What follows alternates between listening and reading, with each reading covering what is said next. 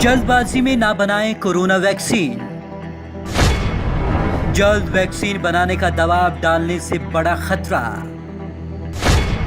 समय से पहले वैक्सीन को रिलीज करना खतरनाक। पोलियो के टीके से 70,000 बच्चे हो गए थे दिव्यांग।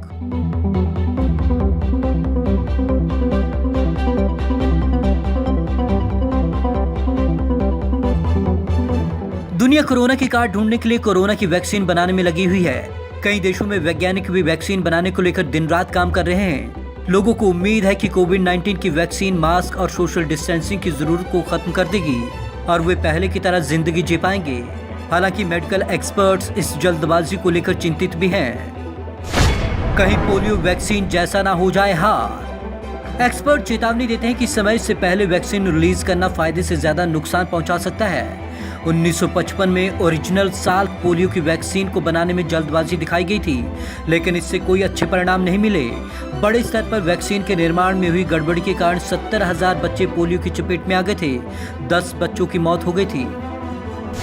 राजनीतिक दबाव डालना ठीक नहीं। NYU Langone Medical Center and Bellevue अस्पताल में paediatric resident doctor Britt Trojan कहते हैं कि कोरोना वायरस वैक्सीन के साथ भी ऐसी घटना लोगों के वैक्सीन के विकास को लेकर संदेह बढ़ा सकती है। इससे डॉक्टर्स के प्रति भरोसा भी कम हो सकता है। समय से पहले रिलीज न करें वैक्सीन। ट्रोजन कहते हैं कि हर कोई वैक्सीन को चांदी की गोली की तरह चाहता है जो हमें इस संकट से बाहर निकालेगी, लेकिन साइंस के तैयार होने से पहले वैक्सीन रिलीज करने के राजनीतिक और लोगों के दबाव के गंभीर परिणाम हो सकते हैं। वैक्सीन के असर की भी चिंता। एक्सपर्ट वैक्सीन के असरदार होने की उम्मीदों को लेकर भी चिंतित हैं। कोई भी वैक्सीन मरीज के 100% बीमारी को ठीक नहीं करती।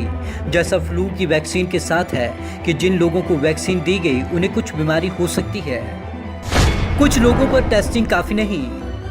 विशेषज्ञों का ये भी कहना है ये जानना काफी नहीं है कि संदिग्ध लोगों में यह एंटीबॉडी रिस्पांस पैदा करता है या सैकड़ों वॉलंटियर में इसका कोई दुष्प्रभाव नजर नहीं आता।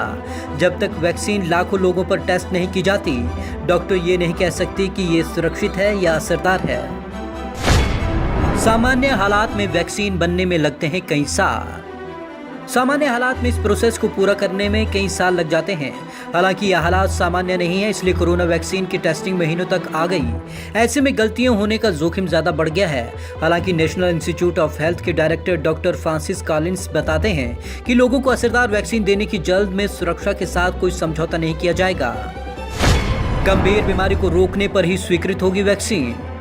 विशेषज्ञों का कहना है कि वैक्सीन को बड़े स्तर पर उपयोग के लिए 70% असरदार होना जरूरी होता है। अभी हम आने वाले कई महीनों तक ये नहीं जान पाएंगे कि इम्यूनिटी कितनी लंबी चलेगी। वैक्सीन को तभी स्वीकार किया जाएगा जब यह वैक्सीन ज्यादा नहीं लेकिन कुछ गंभीर बीमारियों और उन संक्रमणों को रोक लेगी जिसमें लक्षण नजर नहीं आते।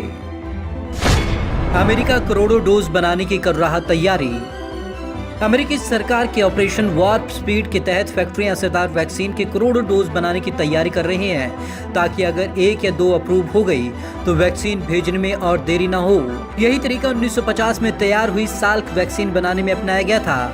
अब कोविड वैक्सीन के डेवलपर्स जल्दबाजी के कारण हुई गलतियों से बचने की कोशिश कर रहे हैं। Bureau report, Punjab Kesari TV, Chandigarh.